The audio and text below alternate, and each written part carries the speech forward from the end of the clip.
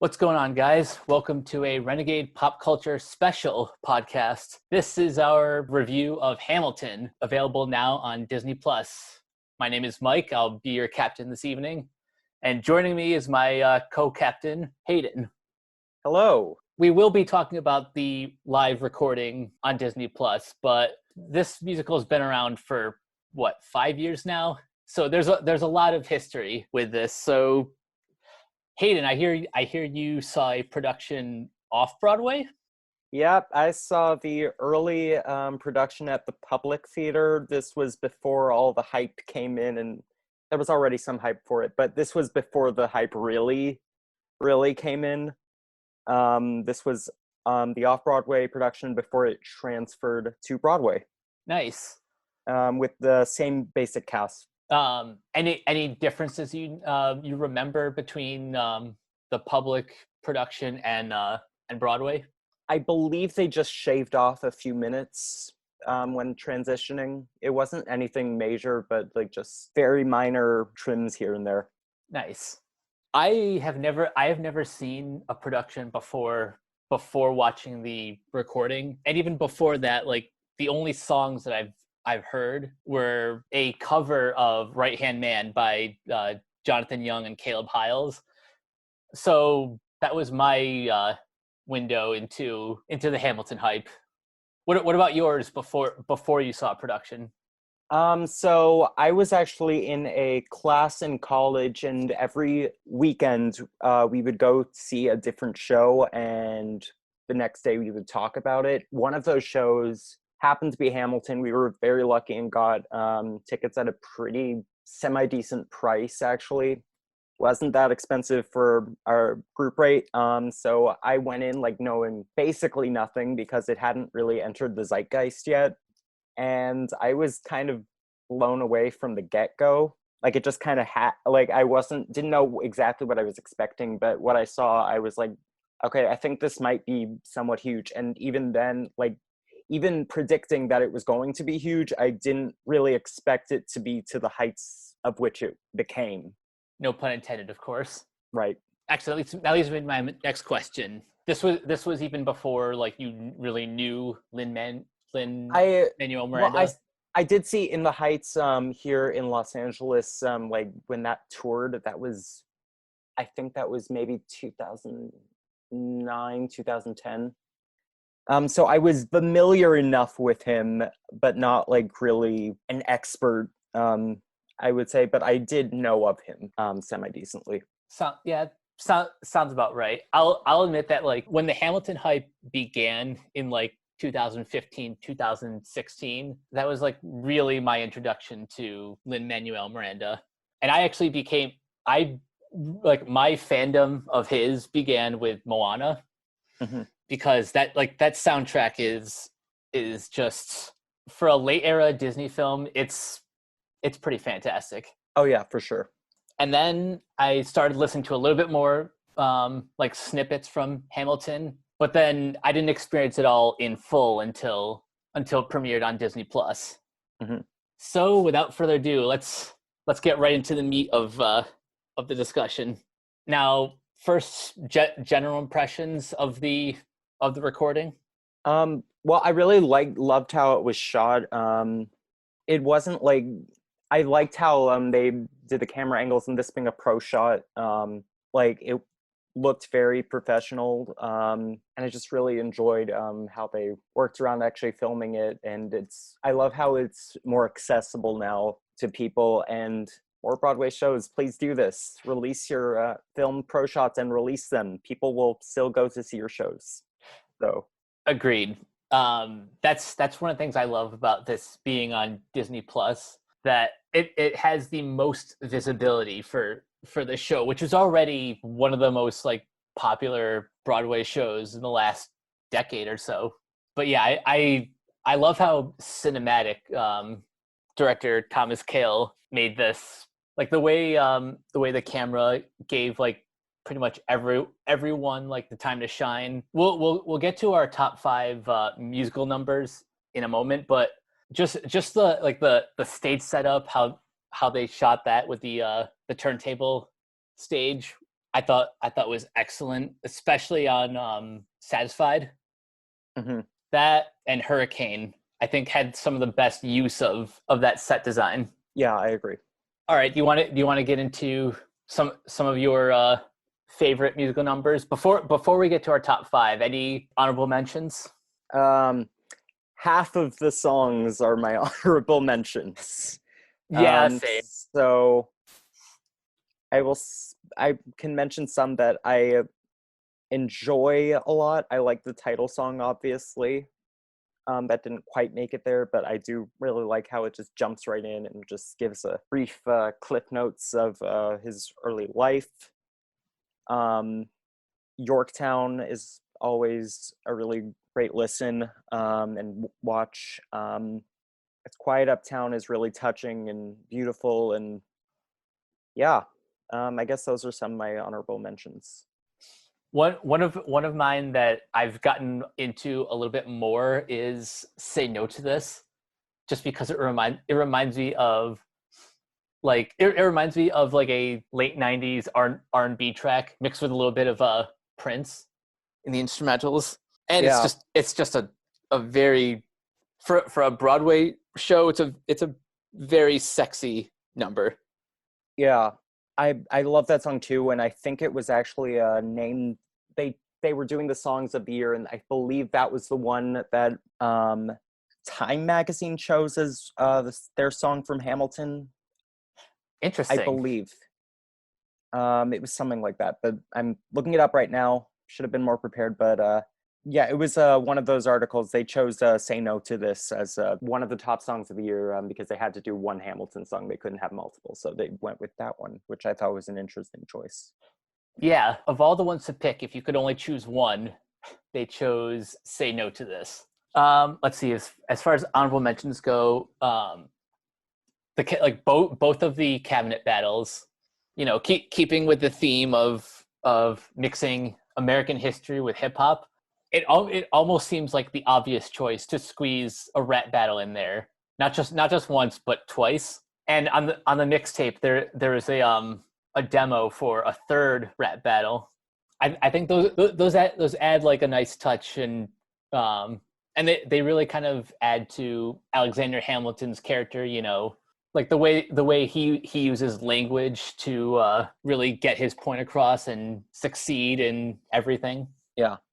As far as other honorable mentions, the Schuyler sisters is like a really fun introductory number. Yeah, and it's become an iconic meme. So Yeah. there's that. And Peggy is very, very popular in the Hamill fandom. The last honorable mentions I'll say are the 10 Dual Commandments and The World Was Wide Enough. Yeah. Because that's just a cool counting motif Yeah. that both use. Yeah.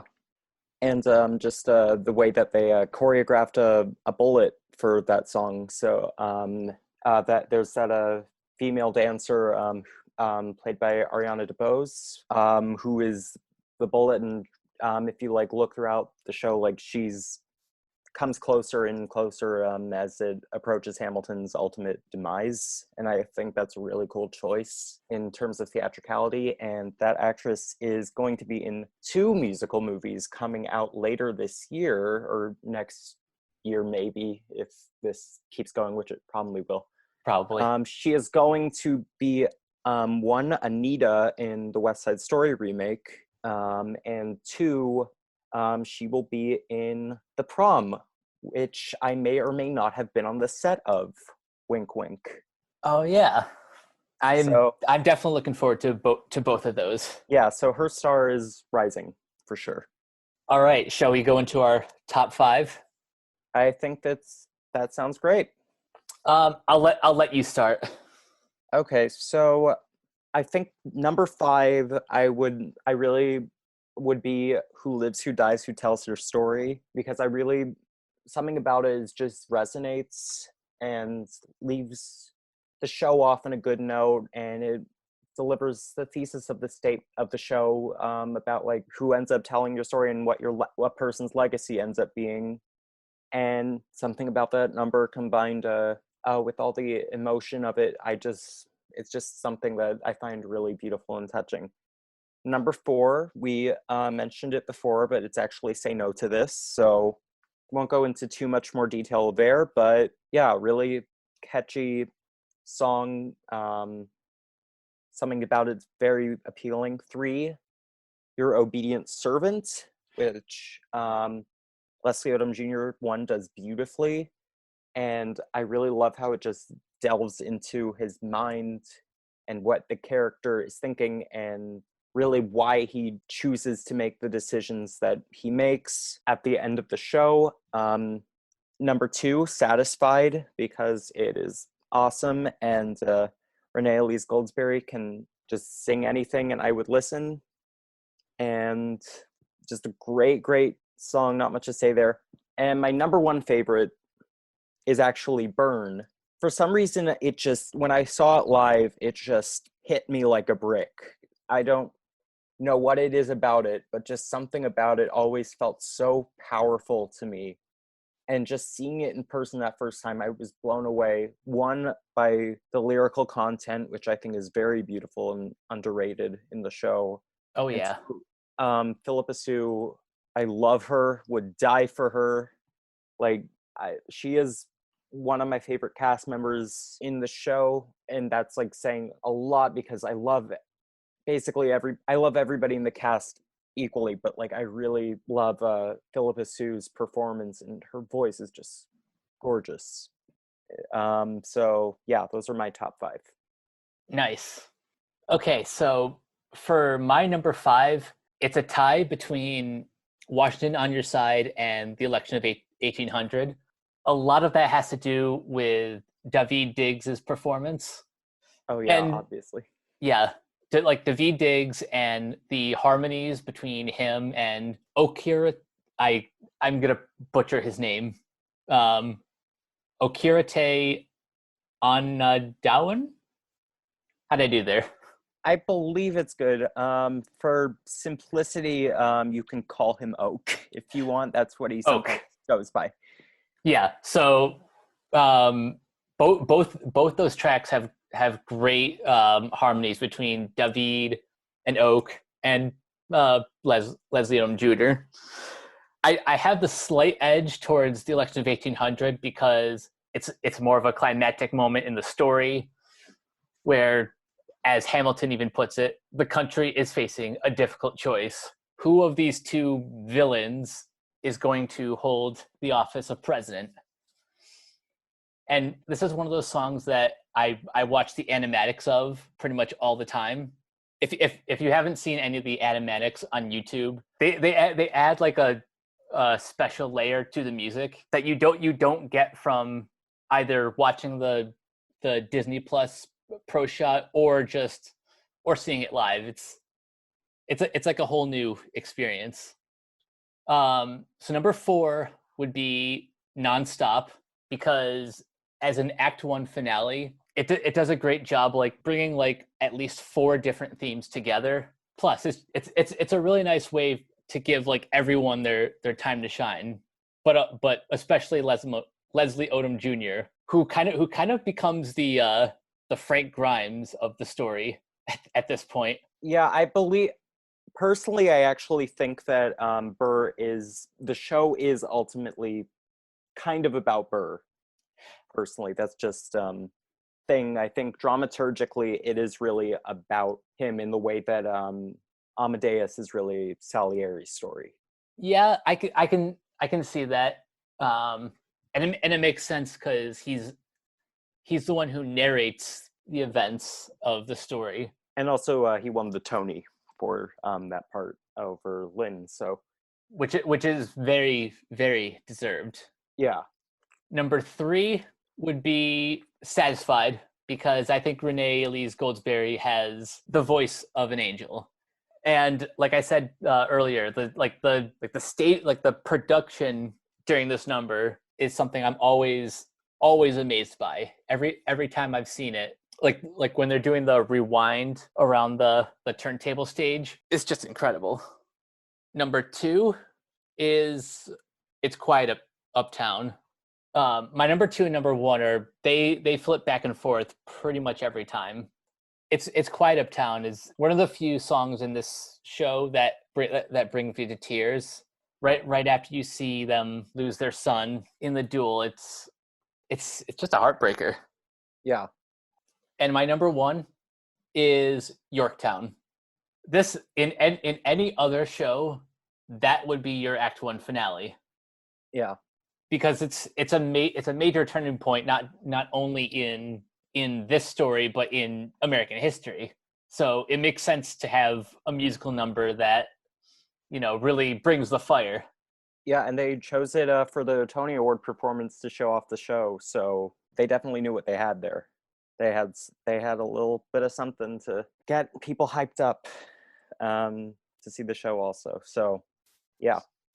But yeah, but really any one of these tracks could have made my top 5. Some songs I didn't mention were Right Hand Man. Yeah. Which works as both the show, like the song in the production, and Jonathan Young's cover, which is probably one of the best Hamilton covers that I've heard. Mm-hmm. Also, I'd be remiss if I didn't mention King George's pretty much his entire leitmotif. Yeah. With You'll Be Back, What Comes Next, and I Know Him. Yeah. And including Jonathan Groff's spit dribbling down his face, which apparently almost got removed, and I'm so glad they didn't, because it is iconic. You can't remove something that integral to his performance. I would bottle Jonathan Groff's spit and keep it next to my bed, and look at it every night in awe of that performer and that spit. That is iconic spit. Disney Plus, don't mess with Jonathan Groff's spit. Yeah, you don't want to mess with that. Yeah. I want to also bring up The Room Where It Happens, which is such a great friggin' song. I'll just say that all of Leslie Odom Jr.'s deserve a mention. He deserves his own section of greatness, because his voice and his performance just melts me. Now, have you heard any of his music outside of Hamilton? Like any of his solo records? I mean, I haven't really dived into them, but I've listened to them off and on when they've come on, and I always do kind of turn to butter. Yeah, his single Go Crazy is just a bop. Yeah. So I think I've made it clear that Leslie Odom Jr. is probably my favorite. He probably gives my favorite performance. What about you? I mentioned Philippa Sue, and because I really do love her, but it's really hard to choose. Daveed Diggs is fantastic, and the way he is so it seems so casual. The way he's able to rap that quickly in Guns and Ships is. I mean, I've tried to do it in my spare time and can't not even come close to the way he's able to do it. It's incredible. Yeah, but it's really hard to pick. But for me, I really love Philippa Sue, but it's a difficult contest. There's no easy winner. It's a choosing between my babies, and I can't do that. Yeah, they've assembled an all-star cast in this. I've heard people say this is the Avengers of Broadway theater, and honestly, they're not wrong. Yeah. Another performance that deserves attention is Christopher Jackson as George Washington. Yep. Yeah, especially when he's singing in History Has Its Eyes on You and One Last Time. Yeah. And then there's something else I wanted to bring up is the fact that it almost seems like Act 1 and Act 2 are two different musicals, but they're two very distinct halves that form a whole. Yeah. Something I do want to say, I just want to I want to briefly very briefly touch on the discourse that's been happening with the show on the internet, because Twitter's going to Twitter. And all I do want to say is I do think that there are critiques of the show that are perfectly valid. And I do think like it's something that the show does consciously want its viewers and audience members to discuss.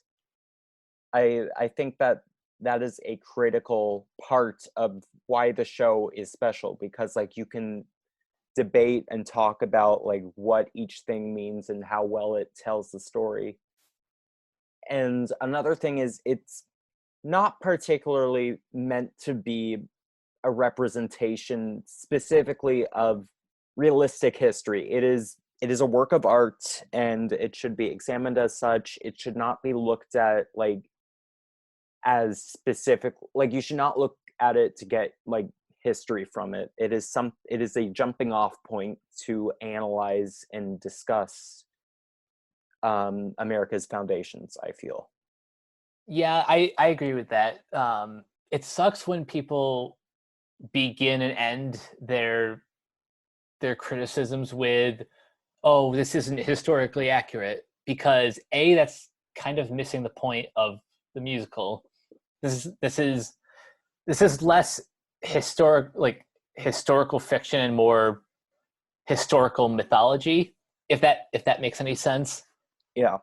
Like, it's the story of America's origin. I think even Lin-Manuel says it's the story of America's past told through America's present. Right.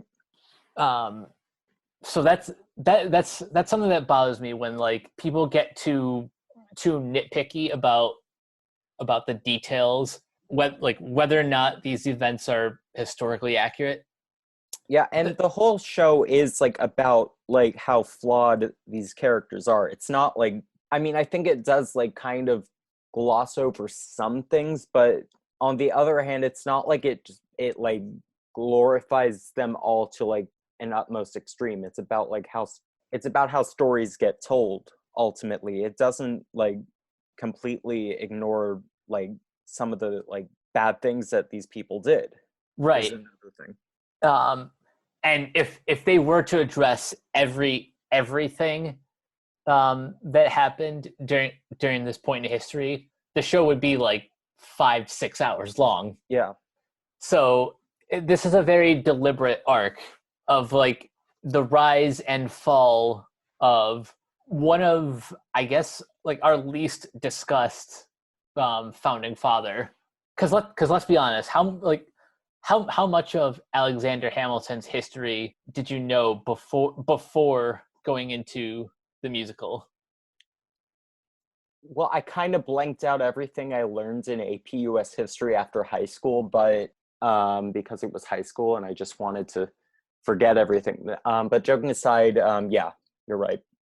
And the thing is, the story of Alexander Hamilton as a person is a very, like, it does almost like feel like it is I wouldn't say it feels like a fictional story, but it's a story that is very powerful and can be told like through a medium like this and like feel so theatrical and dramatic, because like there is a lot of like poetry and how he died in the same way his son died before him in a duel, and like there's a lot of, to quote George Lucas, it like rhymes, for lack of a better comparison, and I think there is something to that. It is a very interesting story to look at.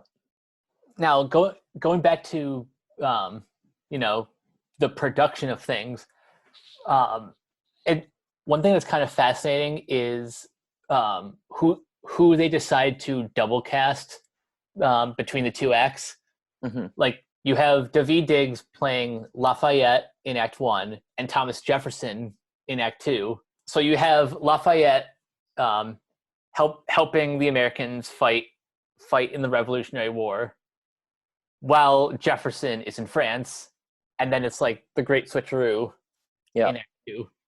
I also kind of like how it's Anthony Ramos playing Alexander's friend / lover ? there is some debate in history as to that. All I'm going to say is probably, It very possibly in real life, they did write. There were some letters that were exchanged that seem a little bit more platonic. it's a little bit more apparent when you're watching the show than it is when you're listening to the soundtrack. Oh And yeah, not just because they cut out the second reprise of Story of Tonight. And then you have Oak playing Hercules Mulligan and James Madison. yeah, So you have one of Hamilton's friends in Act One playing basically his mortal enemy, or just a guy who hates him. yeah. And then you have Peggy playing and Peggy playing Mariah Reynolds in Act Two. Yeah. I don't really have much else to say about that. That's just like that's perfect casting. Yeah. Now, as far as performances go, you guys have noticed I haven't really given much praise for Lin himself, and I'll be honest. As great as he is, a writer, a lyricist, and a musician, as an actor, he's borderline in last place when it comes to this cast. Yeah, I don't fully disagree with that. I do think that, like, there is a caveat. I do kind of think his performance might come across a little bit better live. I think something about it on camera doesn't translate quite as well, but when it is on camera, it does feel a little out of place, but I think on stage it works a little more, personally. And I do think, like, ultimately he is something that he does very well is he is a storyteller, first and foremost. Like, he is very good at, like, telling the story and moving things kind of along. That is, like, where his strength lies, I think, as a performer. Yeah, I think I agree with that. And I'm not even saying that his performance is bad. It's just it's just compared to the people he's surrounded by. Mm-hmm. Yeah, I agree with that. Like, he's surrounded by, like, A plus plus plus talent everywhere. Yeah. But the number both on the soundtrack and on the Disney Plus recording that he excels in is It's Quiet Uptown. Yeah. But like you said, that's because he also just excels at storytelling. Yeah. And there's a lot of story in those, like, that one 4-minute scene. Yeah. Changing keys a bit here, but have you heard the Muppets Hamilton? I haven't, but I've seen those videos going around. Yeah, they just released Act 2, I believe, today. I've been listening to it. It's pretty fun. It's something. Is it the actual Muppets, or it's a voice actor, like, imitating, like, basically the Muppets, and he, like, casts all of them in different parts. that's awesome. Yeah. You know what, that just leads me to another discussion. Just all the ancillary material on YouTube. Like, I've mentioned before that pretty much ever since this recording went up on Disney Plus, I've gone down the rabbit hole of searching, like, every animatic of a lot of my favorite songs. So the ones I've watched the most are Guns and Ships, It's Quiet Uptown, and The Election of 1800. Something about those three songs work almost as good in the recording as they do with the animatics. Yeah, I do. I really do, like, enjoy, like, all those covers and stuff. Got to talk about briefly Hamilton Polka from Weird Al. Of course, because it is fantastic. I was wondering when that was going to come up in discussion. Yeah. And because Lin-Manuel is a huge Weird Al fan, like, since he was a kid. Like, so that was, like, probably, like, one of the most major things that could have, like, honestly maybe happened to him, getting Weird Al to do a polka song, a polka compilation of his music. I can only imagine how excited he was when that happened. That's when you know you've made it, when Weird Al gets your attention. That's what I believe Kurt Cobain said when he when he did the spoof of the Smells Like Teen Spirit. Yep. And there's also a smaller one that I really enjoyed that I just watched recently. Her name is Whitney Avalon. She does some like fun like parody covers that I like, and she did like she basically combined my favorite song from Hamilton and my favorite song from Mean Girls, which both have Burn in the title. The song of Mean Girls is World Burn, and she combined those songs kind of. It's really cool how she did that. I really that does sound awesome. I need to check that out. Yeah, it's more of like a filk sort of version of World Burn from Mean Girls, but it's like a really nice it's like a really fun idea, and it was like combining my two favorite songs, which both happen to share a similar title, so that was very nice and fun to watch. It's so great to see this musical inspire so much creativity, whether it's something as simple as like animatics or just full blown like recreations, like that parody song or the Muppets version of Hamilton. There's a lot of stuff out there. You just have to look for it. Yeah. Now before we wrap things up, I want to talk about some other pro shots that you want to see in the future. Oh boy, there's every Broadway show ever. There, I'm done. No. It's really hard to answer because like some of them like don't have full ones like filmed, and it's possible they won't get filmed because the shows have closed, etc. But ideally, in my own a copy of Beetlejuice the musical, which I love. It's like a very like kind of personal show to me that I really love. If they could, and also I would really like Natasha Pierre and the Great Comet of 1812 to be archived. That's going to be really hard though, because the staging in that is very reliant on the audience. So that could be difficult. I would like to see Hadestown make an appearance like that with a pro shot. I think those might be like my top choices for shows that I would like to see archived in the way that Hamilton was on Disney Plus. Yeah, two of those I think are some of mine as well. I've been saying this pretty much ever since the Hamilton dropped. I'm like, okay, great. So where is Beetlejuice? Because this is the one that everyone's been talking about. Everyone who's seen it says like they love it. It's like their favorite musical ever, and that is one that I want to see the whole thing for myself. Mm-hmm. Because I love the movie, but I really love the animated series, which apparently the musical takes a lot of cues from that. Does. Yeah. So that's one that I'm really dying to see.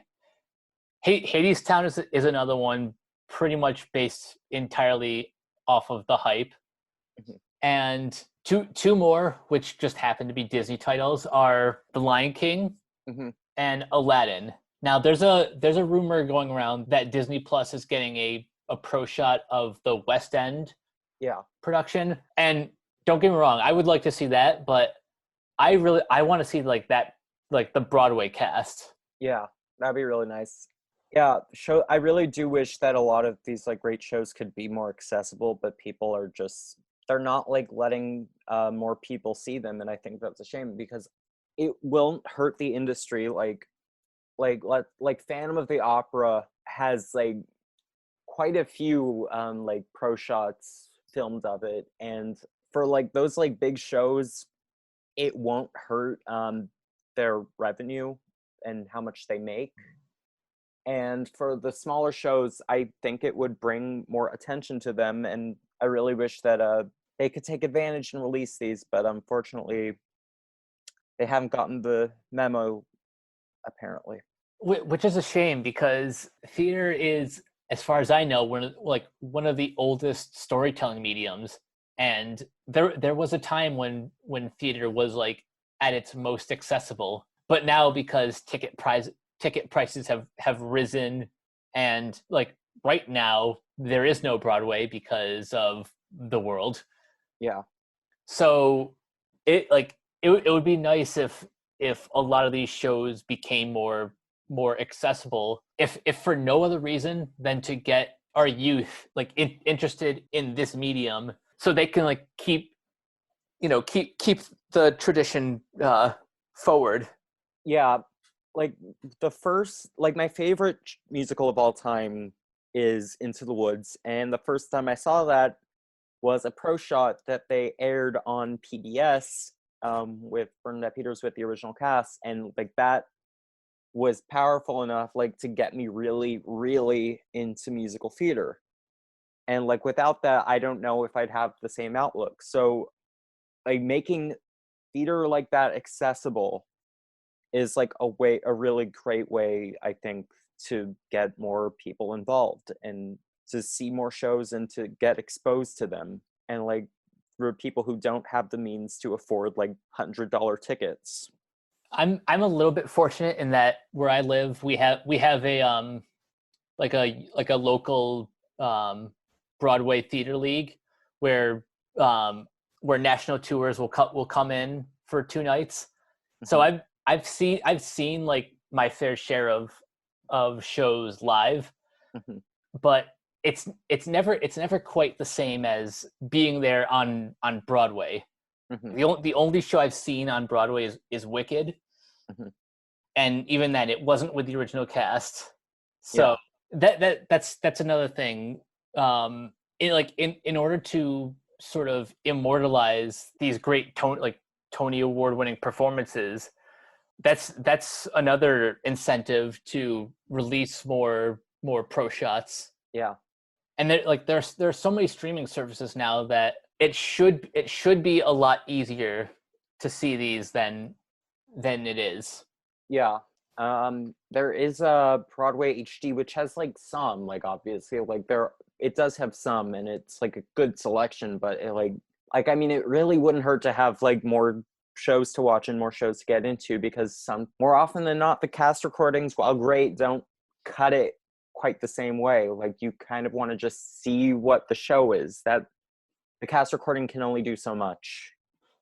Right. And Hamilton is sort of an exception because before this became a Broadway production, Lin conceived this as like a concept album. Right. So that this is the only cast recording that also just kind of doubles as a great album. Yeah, I mean, most of like a lot of Andrew Lloyd Webber's stuff like originated as concept albums, like Evita and Jesus Christ Superstar. One thing, so it's not like particularly new, but yeah. All right. So, any final thoughts on Hamilton? If you haven't watched it yet, join the rest of the world, and I mean, just give in, see how you feel. Let post like your comments on and thoughts about it. Love to see them. Love different takes on it. Even if we disagree, it's like I think that the discussion itself is necessary for theater criticism and for that to survive. Yeah, I pretty much co-sign all of that. I'm glad that Hamilton of all things is more or less the Star Wars of musical theater, in that it's getting a lot more eyes on the medium. Yeah, I just love pretty much everything about this show, from the album, the cast recording, to the Disney Plus recording, and even the mixtape, minus that one Jimmy Fallon song. Oh yeah, I had all but erased that from my memory. I apologize for that, but anyway, this was a fun discussion. I'm glad we got to talk about everything surrounding this wonderful production. Yeah. So before we go, Hayden, where can everyone find you online? You can find me on Twitter at the Hayden Wilder, and on Instagram at Hayden Wilder. No the in the Insta. Nice. And you guys can find me on Twitter and Instagram at Captain K42. Check out all my quick thoughts on letterboxd.com/CoachK42. And look for me in all the various Facebook pages, just at my name. Don't forget to check out our previous podcasts on Anchor and Spotify. And of course, check us out on Twitter at Ren Pop Culture. And of course, check out our website, renegadepopculture.com. Thank you guys for joining us for another podcast. We will catch you guys later. Peace.